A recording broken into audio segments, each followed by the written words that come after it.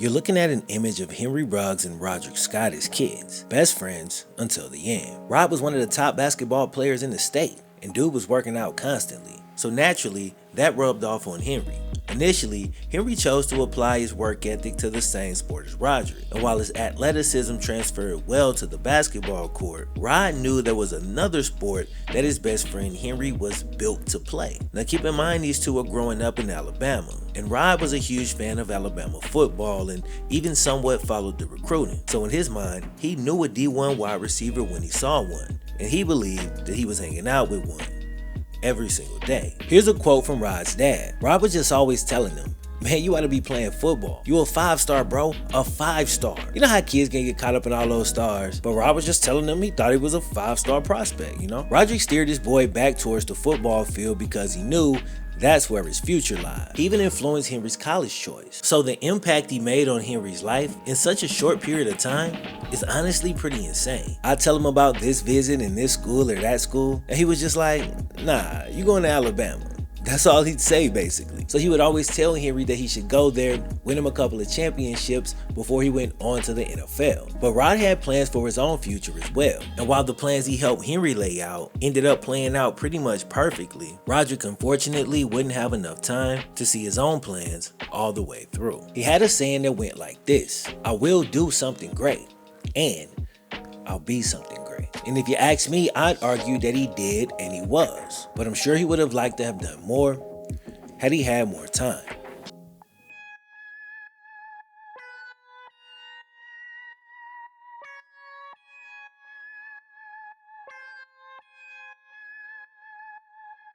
So Rod, Henry, and a couple of other friends had planned to make a trip up to watch the high school girls basketball team in their state playoff game. But Henry ended up coming down with the flu. So Rod came by the house a couple of days before the trip to check and see if Henry was going to be up to it, if he was going to be able to make it. But Henry was still in pretty bad shape, so Rod ended up making the trip without him.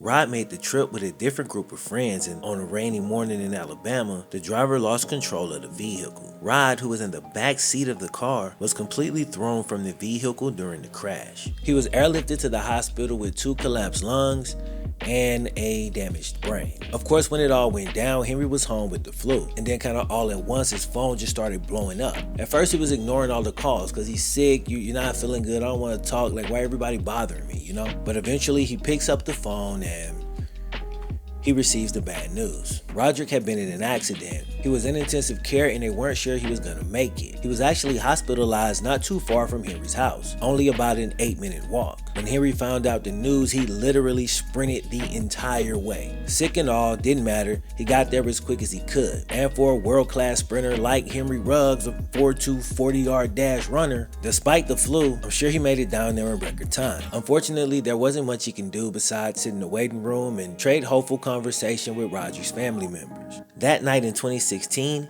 Henry Ruggs lost his best friend, teammate, and brother. And it's crazy because they really do look like brothers. Henry blamed himself for the accident. He was the one who usually drove, and he felt that had he been there, none of this would have ever happened. And while I definitely understand why a person would feel that way in this situation, we can look at it in hindsight and easily see that Henry shares no blame in this situation. He was just a kid who got sick and missed a trip. He didn't do anything wrong. If anything, since the flu is contagious, I'd say he absolutely did the right thing by staying at home. So again, there was nothing he could have done. But sadly, the same can't be said for Henry's most recent situation.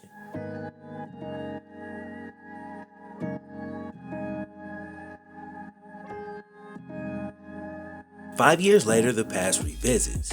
The details have been changed, but the outcome is somehow even worse than before. Because in a way, this time, not 1, but 2 lives may have actually been lost.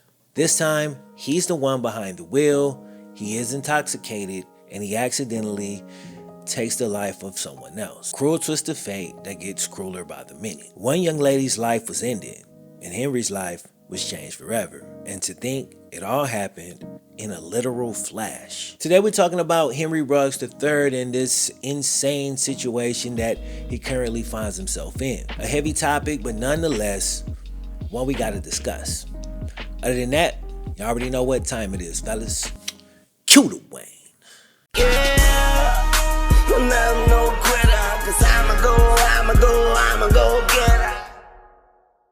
Alright, before we jump in, a quick word from today's video sponsor, Bespoke Posts. This ain't the first time we've talked about Bespoke Posts on this channel, but in case you're unfamiliar, here's basically what it is. Bespoke Posts is a monthly membership club that delivers you boxes of top shelf goods from slept-on brands. So every month they introduce members to new products, home and kitchen goods, barware, outdoor gear. It's actually pretty varied. And each box is worth about $70 in retail value, but only costs you $45. So basically how it works is you get a box assigned to you before it's shipped. So they give you a preview of what's gonna be in a box so you can keep it, swap it for a different box, or just skip the month entirely for no charge. You only pay for what you keep. So a few months back, I got the Weekender box, and this little line of trade bag is great for short trips and overnight stays. Plus, my Damascus steel knife also make them trips with me because you just never know. So this month they switched it up and sent me the Turbo box. And little known fact, I'm a huge coffee drinker as far as amount consumed. So I've been drinking coffee since I was a teenager, but I'm from the country and I never really got into the whole grinding your own beans thing, but I've always wanted to try it. We went with the Zion single origin whole coffee beans, and I'll admit the flavor is a lot richer than what I'm used to drinking. And this one's got that brown sugar with a little hint of chocolate, and I ain't gonna lie, they might make a believer out of me. And it also came with a cold brew, so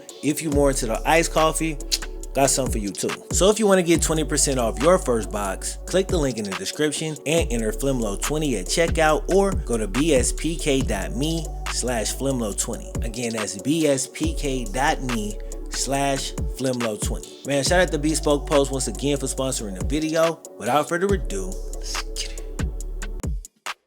Years after the passing of his best friend, Henry Ruggs would still pay tribute to his boy Roderick every time he made a trip into the end zone. Years had gone by since Roderick's passing, and Henry was still deeply affected by the loss. Henry had missed Rod's final road trip, but he carried his best friend with him every time he made a trip into the end zone, paying tribute by holding 3 fingers in the air. He even tatted Rod's "I'll do and be something great" saying on his right leg, and he kept Rod's spirit, that good energy, with him, you know? Henry had not only stuck with football like his boy urged him to, he'd become a first-round pick, and he was the first receiver taken in one of the most stacked receiver classes we've ever seen. Professionally, everything was on the up and up for Henry. His team led the AFC West. In just 7 games into the 2021 NFL season, and dude's got more yards than he had all of last year. Not to mention just as many receptions and just as many touchdowns as well. With 10 full games left, there's no question this was a breakout season for Henry Ruggs. He went into the bye week averaging nearly 20 yards a catch. That's the highest in the entire league. Then he came up on the Raiders bye week. So he decided to use a bit of his time off to take his girlfriend Kiara Janae Kilgo Washington out on a date. So he's not hanging out with the wrong crowds or wilding at the club. Just taking his girl out on a date. Something we all do. And when you sit down at your table, everybody at the restaurant has a drink, so let's not act like we be drinking water with our steak, you know what I'm saying? But with that said, if you're driving, you gotta keep it to a minimum, aka drink responsibly. The couple had a great time, but Henry may have had a little bit too much fun.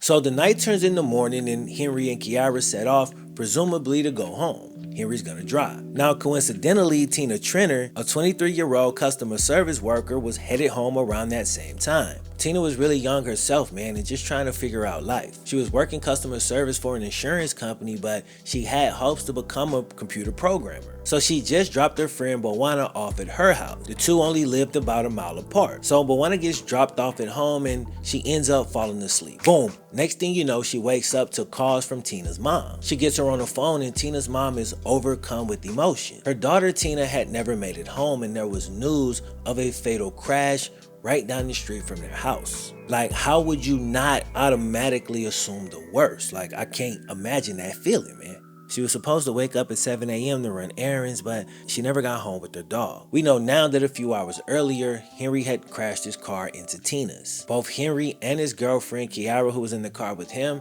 had sustained serious injuries. But Tina, who had nothing to do with the situation at all, she had lost her life, man. Just like that, bro. It's crazy, really. There's video of Henry on the scene, and he's very clearly shaken up. I mean, it's got to be impossible to process all this information at the time, and, he's just emotional here. The backlash was immediate. Henry Ruggs was released from the Raiders and now faces up to 40 years in prison. 40 years is a long time, man. For a 23-year-old, that's like 2 of your lifetimes. And I know he just faces up to 40 years and may not necessarily get that, but yeah, I feel bad for him, bro. I really do. But I also feel horrible for Tina and her family. It's one of those situations. Trying to cut through all that and just get to the bottom line with no bias, trying to completely just get rid of the bias entirely and just look at the situation for what it is. Henry Ruggs was in the wrong. He broke a law and somebody lost their life because of it. For that, unfortunately, regardless to how young you are, assuming you're of adult age, there's got to be consequences for this stuff in order to maintain balance, no matter how much we might hate it. Driving over the legal limit is obviously illegal, and it is not an obscure law. I mean, we're talking one of the most widely known laws, bro. Don't drink and drive. Friends don't let friends drive drunk. Call an Uber, like all of these things, these old cliches, So any adult with a driver's license, of course, knows that you're not supposed to do this. Despite that fact, here's why it still bothers me. I have made mistakes. You have made mistakes.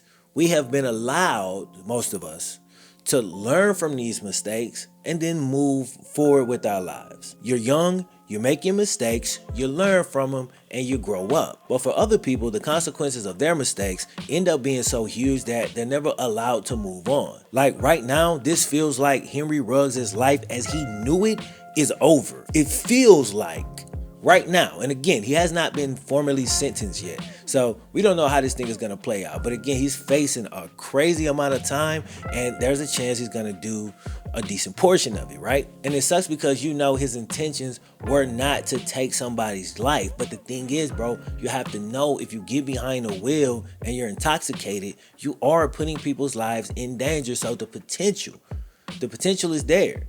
It can happen. And if it does, you're gonna go down for it, But for Henry Ruggs, and this is the tough part, it may be a situation where he's only allowed 1 strike before he's called out. Now, Tina Trenner's family loses their baby girl to a drunk driver, essentially. And not just that, he's high profile, so they gotta see this in the news every day. He played for the hometown team, so now I can't even watch the damn game. Because every time I pick up the remote, I'm going to think about it. It's on CBS, NBC, ESPN, it's everywhere. You got to damn near go 0 dark 30 just to have time to cope with all this, man. Now on the other side, I think about Henry's family. His mom, his girl who was in the car, his daughter. Bro, I hate this whole situation, man. This sucks, bro. Now, Henry obviously didn't mean to take anybody's life, but it happened, and there's a price for that. How high should that price be? Rhetorical question, because I damn sure can't answer that. But I did look at 1 or 2 similar cases to see what they got in comparison. So recently there was another similar but not identical case to this, and no, I'm not talking about Dante Stallworth from 10 to 12 years ago, or at least I'm not talking about it yet. Today I'm talking about a street racing accident from just a few years ago, 2018. In Tampa, Florida, a 21-year-old guy named Cameron Herron, dude was street racing and literally hit a mom and her baby.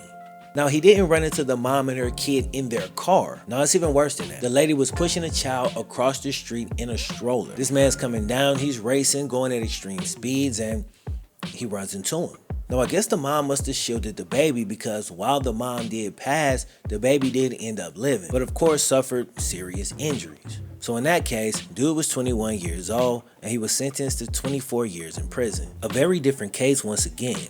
No alcohol involved in that one, I don't believe. Just a little reference point to do a loose comparison. It's always helpful to me when I'm trying to process things, so I figured I'd present it here, maybe you can do the same for y'all. Then of course there's the Dante Stallworth situation. And the Dante Stallworth case seems similar. I mean, it's NFL receivers driving over the legal limit, crashing into someone, and that person, ends up losing their life. But really just by kind of glancing at the facts, you can tell that the details of these cases are extremely different. If y'all want me to go deeper on the Dante Stallworth story, just let me know in the comments and on Twitter. But for now, I'll say this. While hopefully he won't get nearly this much time, Henry Ruggs is facing up to 40 years in prison. Dante Stallworth was sentenced to 30 days in jail. He didn't even serve the whole 30 days. It ended up being reduced to only 24, so we're talking like a little over 3 weeks. So again, very different situation, but I did want to mention it in this video. In closing, I want to say, rest in peace to Tina Trenner, and prayers up for both families. Also, prayers up for Henry Ruggs, because I know he's in the wrong, but I also know he's going through it right now. What he's going through could technically happen to anybody. So keep the dude in your thoughts and prayers and try not to judge him too much. Y'all be safe out here, man. And make sure you hug your loved ones before they leave the house. Be sure to appreciate every moment, because you never know what tomorrow may bring.